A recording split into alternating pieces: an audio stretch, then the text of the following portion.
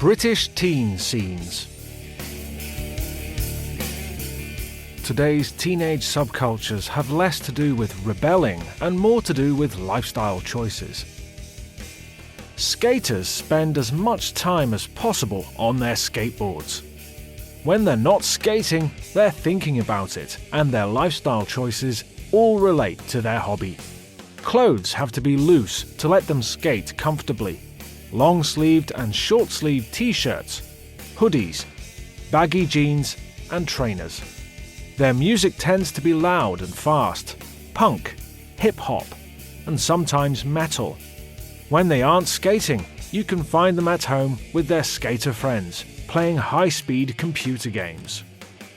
Techies live and breathe computers, science and technology. They are popular because they can fix any problem their friends have with their computers and smartphones. These whiz kids are as happy chatting online as in person.